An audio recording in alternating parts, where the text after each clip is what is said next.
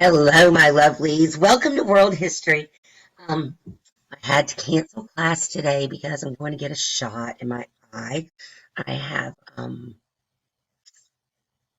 a condition called idiopathic macular degeneration, and I have leaking on my retina, and I have to go get shots like every 4, 5, 6 weeks to keep the leaking at bay. So I wanted to go ahead and get this recorded for you so that you could have a recording to watch. Today we're going to talk about scientific revolution, we're going to talk about the Enlightenment, and we're going to talk about the American Revolution. So we've got our Class Connect Code of Conduct. You're going to arrive promptly. You know all this. So first, let's talk about the scientific revolution.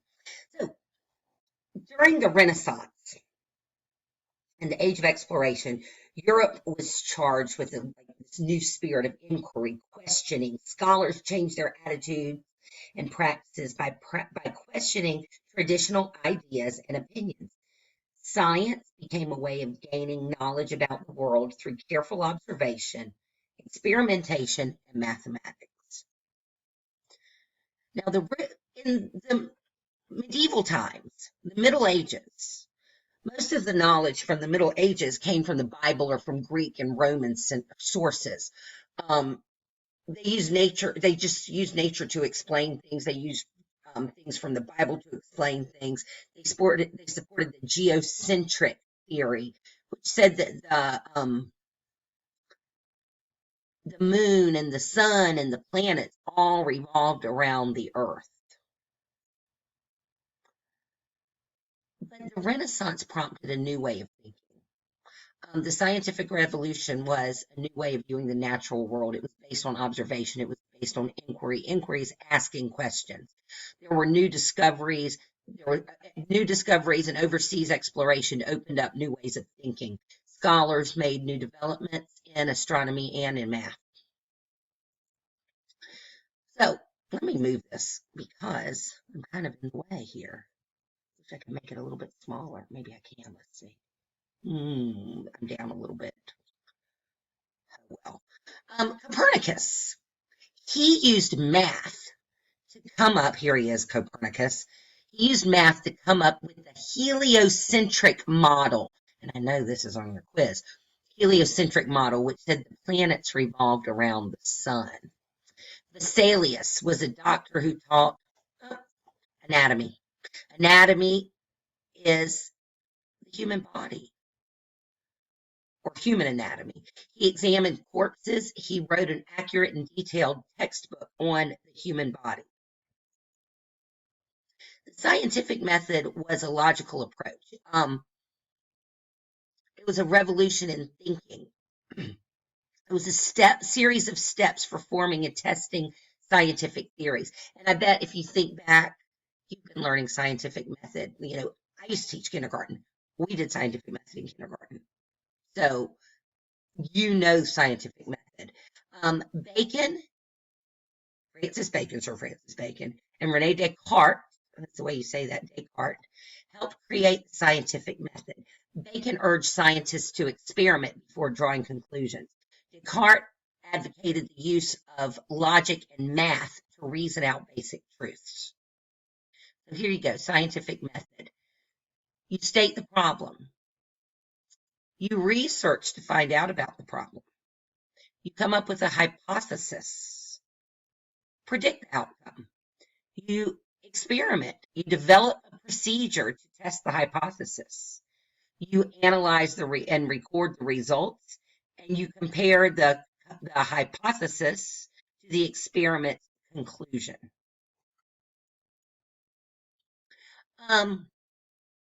Sir Francis Bacon said knowledge is power. Here he is with that pretty hat. Knowledge and truth are derived from experiment and observation. Rene Descartes was the father of modern math. He came up with the X and the Y coordinate system. I think y'all probably just love him. He said, I think, therefore I am. And I know you've heard that before. Now, Galileo Galilei was a brilliant Italian mathematician who eventually turned to astronomy. He designed a powerful telescope. He confirmed the ideas of Copernicus. He went against the teachings of the Catholic Church. He was called to Rome to stand trial before the Inquisition, facing torture and execution. So he took back his ideas and told them what they wanted to hear. You know, a lot of these forward thinkers were ostracized, were punished for their beliefs because, you know, the church didn't necessarily agree with them. He believed in God, but he was critical of the church dogma, the church ideas. Okay. Let's see where I can put this so we can see the whole thing. Maybe there. Which astronomer designed scientific instruments, which included a new kind of thermometer, an improved compass, a more powerful telescope? He also discovered 4 moons orbiting the planet Jupiter. Was it Copernicus? Was it Kepler? Was it Galileo? Or was it Ptolemy? And the correct answer is Galileo. Okay, the philosopher who believed the path to new knowledge is by way of inductive reasoning. Was it Rene Descartes? Was it Francis Bacon, Andreas Vesalius, or Sir Isaac Newton? And that would be Sir Francis Bacon. Now, Isaac Newton, let me get out of his way. I'll come down here. Isaac Newton discovered laws of gravity and motion. He changed the way people looked at the world. Thanks to Newton, people began to see the universe as a place ordered by simple laws. They came to believe that humans could understand the laws of nature. The theory of universal gravitation.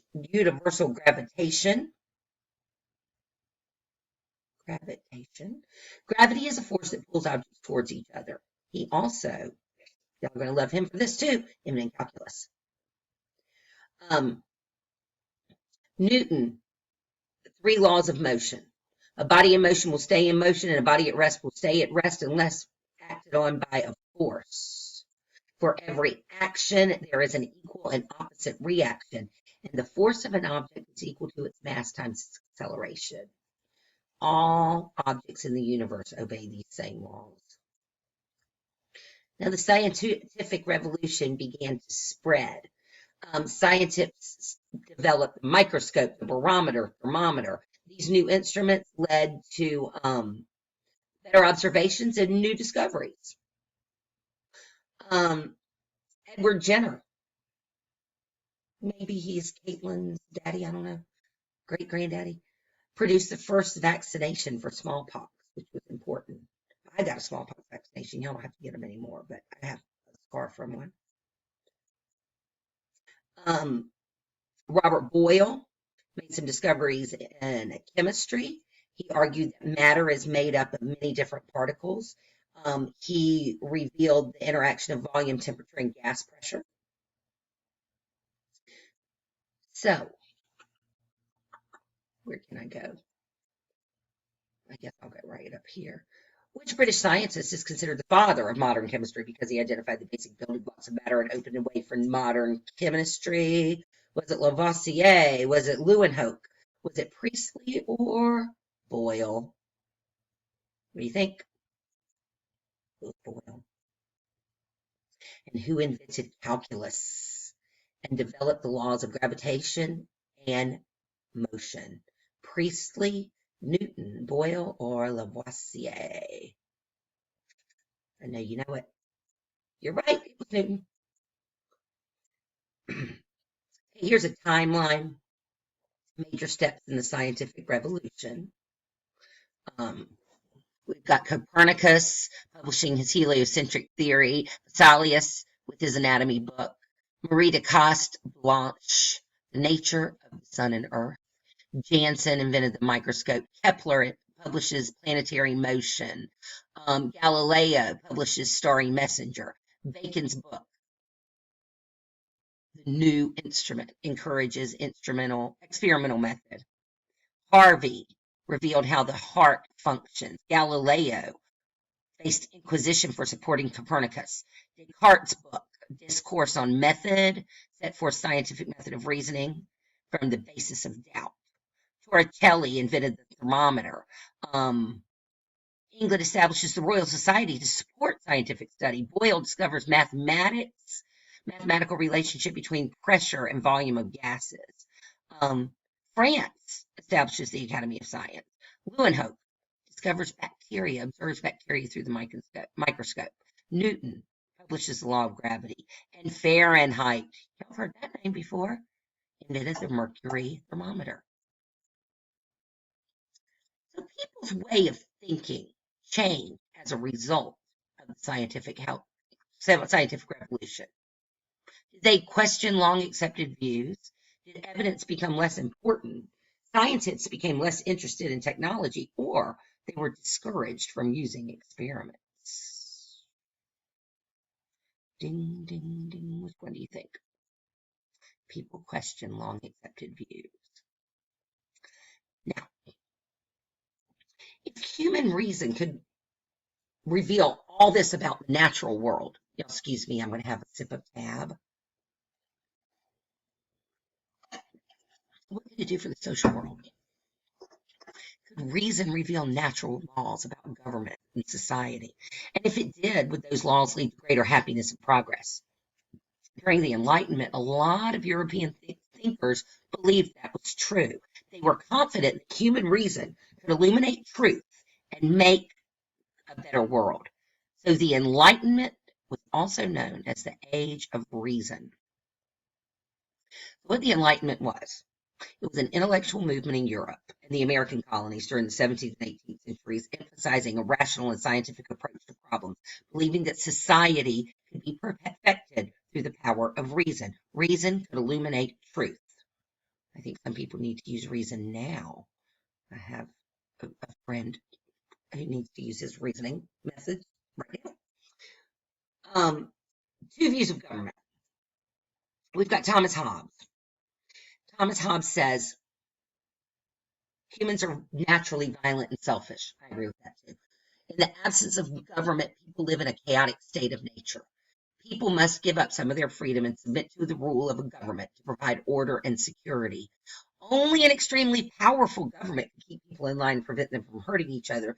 So the best form of government was an absolute monarchy. Remember, a monarchy has one ruler. John Locke believed in the natural rights of life, liberty, and property. He said the job of the government was to protect the natural rights. If the government didn't do a good job, then the people have a right to revolt. He had essays called the treatises of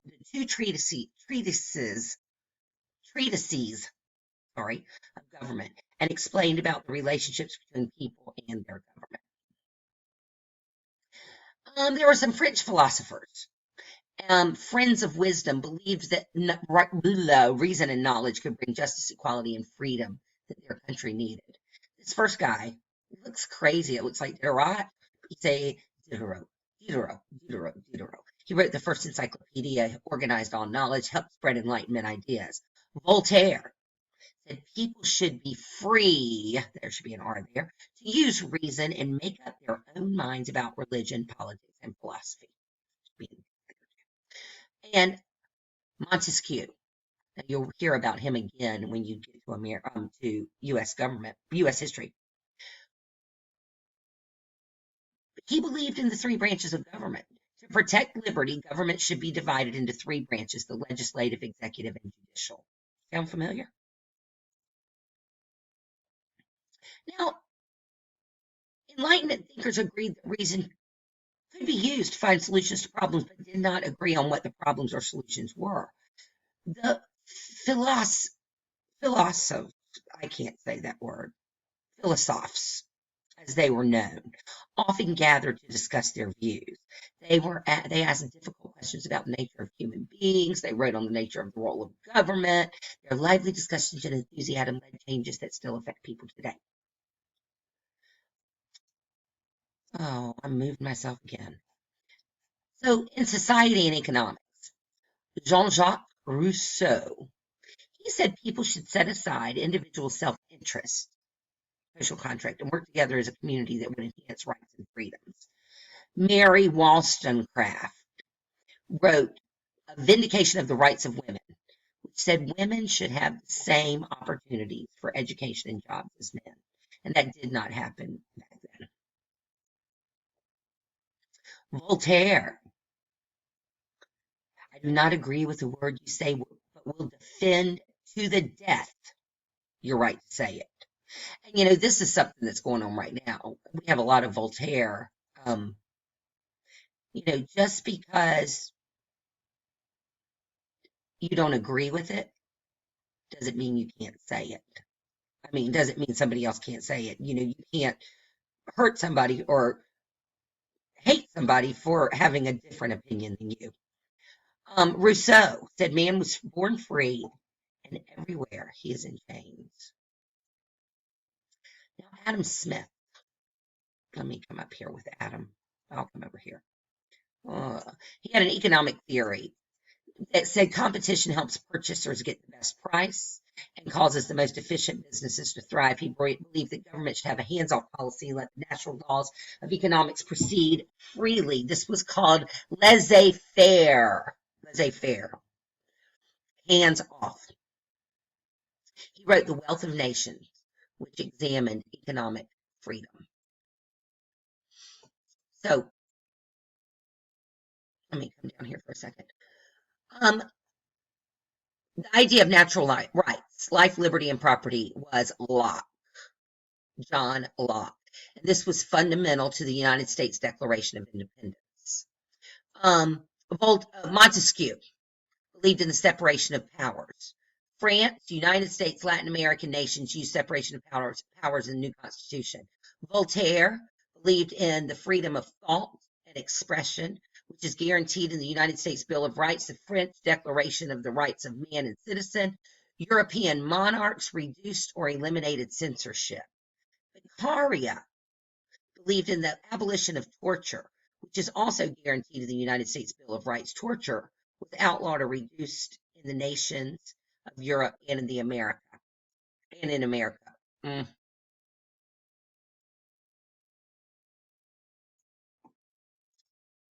Let's see if I can go back. Nope. Okay. Well, sorry, y'all. Okay, Enlightenment changes society. Women were not equal and were criticized for attempting to gain equality. Salons. Men and women gathered together in living rooms, salons, to discuss Enlightenment ideas. They were kind of like chat rooms. They just hung out and talked and discussed. Music, ballets, and operas became popular. Bach, Handel, Mozart. The Baroque style of art gave way to Rococo, which was simple, elegant, and charming. Literature, novels became popular, like Robinson Crusoe. The majority, who were the lower class and the peasants, they were slow to change, and they were hurt the worst by the Enlightenment. Serfdom disappeared in the West, but it rose in the East. Peasants in Western Europe were allowed to own or rent land. All peasants in Europe dealt with similar issues. They were forced into the military. Their lands could be torn up without compensation by nobility. Some peasants were eager for change. Some resist change completely. So, during the Enlightenment, people used methods of scientific revolution to study society. John Locke argued for a natural law at work in the universe, a moral order that people could find through reason. Montesquieu used reason to investigate different forms of government. He believed in the separation of powers. Voltaire wrote many works, including histories, pamphlets, poems, plays, novels, which often got him into trouble. The deists believed in the existence of a God who made the universe and left it to run according to laws of nature. Rousseau wrote about the importance of basing government on the general will. Wollstonecraft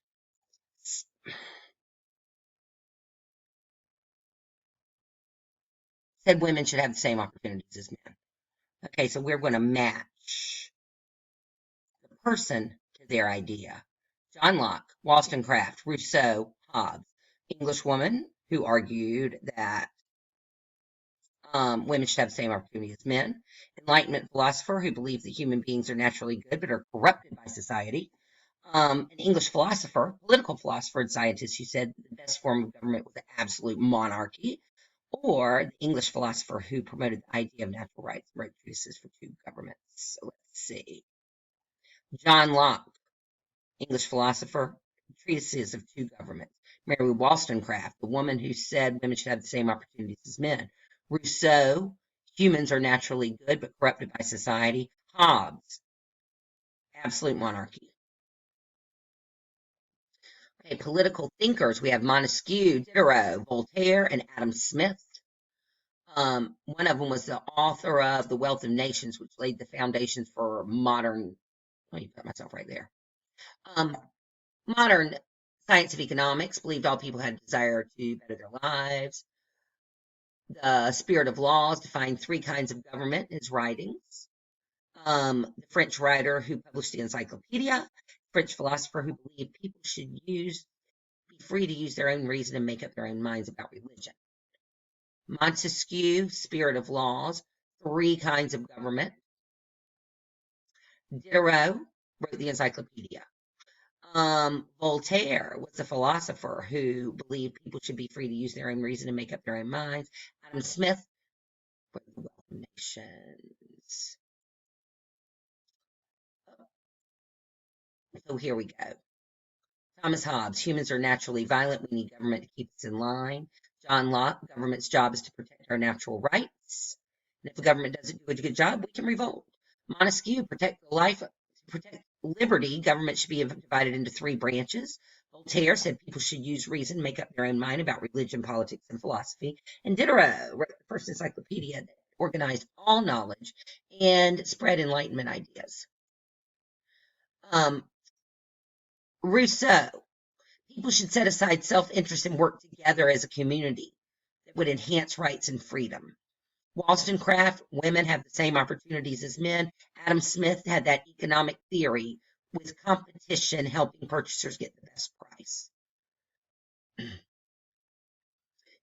do not agree with the word you say, but will defend you to the death to say it. That's Voltaire. A ruler is only the first servant of the state. Frederick the Great. Man is born free, and everywhere he is in chains. Rousseau. I'm going to pause for a second. Okay, I'm back. Okay, now, in the late 17th century, the English people, late 17th century, so that would be in the 1600s, right? Is that right?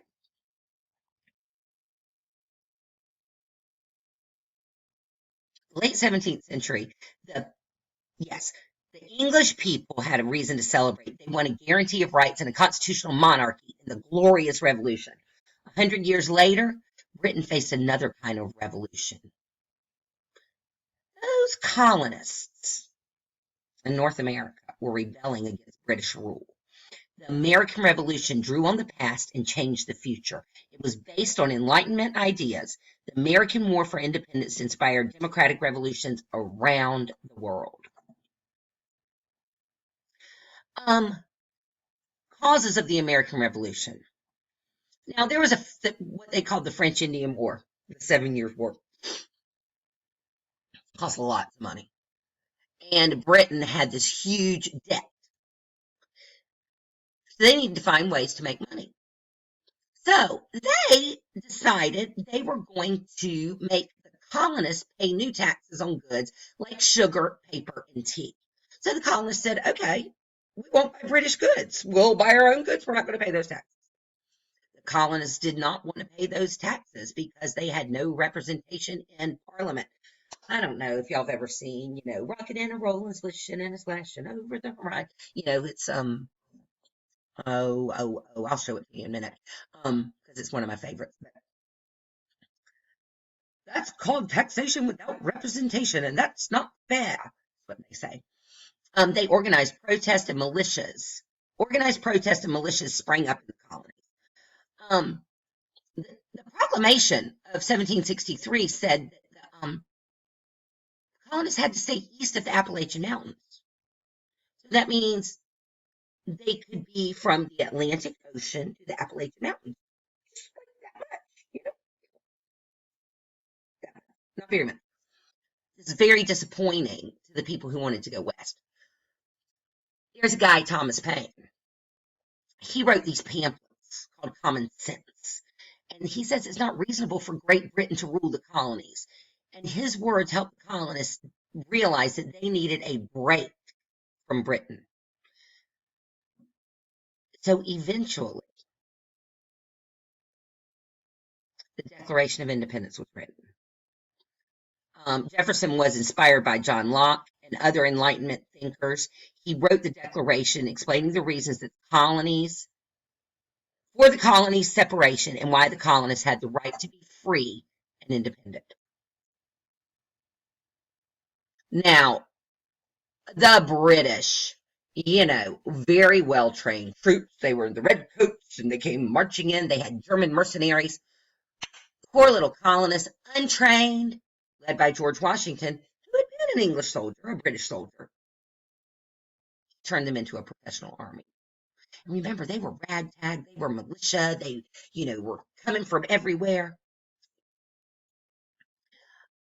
In the war, the American victory at Saratoga turned the tide of the war because it convinced the French to join with the Americans and bring their navy. Finally, in 1781, the British surrendered at Yorktown. There were elements of the Enlightenment in the Declaration of Independence and in the Constitution. Enlightenment ideas, all men are created equal. Men have unalienable rights, such as life, liberty, and the pursuit of happiness. Governments are established to protect these unalienable rights. Governments obtain their power from the consent of the people. If a government takes away those unalienable rights, the people have a right to change it, abolish it, establish a new government. The Constitution believed in separation of powers, system of government with 3 branches, system of checks and balances, guaranteed individual rights with the Bill of Rights, and governments obtained their powers from the consent of the people. All of these ideas we just talked about in the Enlightenment. So, the war's over. Time to get the country established. The Articles of Confederation was America's first government. It didn't really work because Congress didn't have much power. And the states were not unified. They were it was more about states' rights than a federal government. It was confederal. It was like a confederation. The Constitution, using the ideas of the Enlightenment, delegates created a new government, the federal government, which the power is shared between the central and state governments in 3 different branches: the executive, the legislative, and the judicial. A Bill of Rights was later added that guaranteed certain rights. A rolling, smishing, and a splashing over the horizon. What can it be? The pilgrims sailed the sea to find a place to call their own. In their ship Mayflower, they hoped to find a better home. They finally knocked on Plymouth Rock, and someone said, "We're there." It may not look like home, but at this point I don't care. Oh, they were missing Mother England. They swore their loyalty until the very end. Anything you say, King, it's okay, King. You know it's kind of scary on your own. Gonna build a new land the way we planned. Could you help us run it till it's grown? They planted corn, you know. They built their houses one by one. And bit by bit they worked until the colonies were done. They looked around, yeah, up and down, and someone said, "Hooray! If the king could only see us now, he would be proud of us today." They knew that now they'd run their own land. But George III still vowed he'd rule them to the end. Anything I say, do it my way now. Anything I say, do it my way. Don't you get to feeling independent, 'cause I'm gonna force you to obey. He taxed their property, he didn't give them any choice. And back in England, it didn't give them any voice. That's called taxation without representation, and it's not fair. But when the colonies complained, the king said, I don't care. He even has the nerve to tax our cup of tea. To put it kindly, King, we really don't agree. Gonna show you how we feel. We're gonna dump this tea and turn this harbor into the biggest cup of tea in history. They wanted no more Mother England. They knew the time had come for them to take command. It's very clear you're being unfair, King. No matter what you say, we won't obey. Gonna hold a revolution now, King, and we're gonna run it all away with no more king. We're gonna elect a president. No more king. He's gonna do what the people want. No more king. We're gonna run things our way. No more king. Nobody's gonna tell us what to do. Rocking and a rolling, swishing and a splashing over the horizon. What can it be? Looks like it's going to be a free country.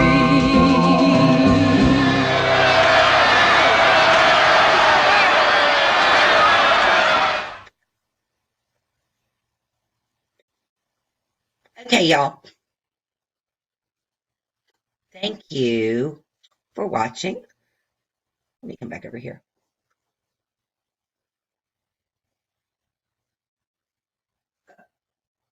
Thank you for watching. It's good to, there I am. Oh, big. Scary too. It's good to see you. And have a good day. I'll talk to you later. Bye.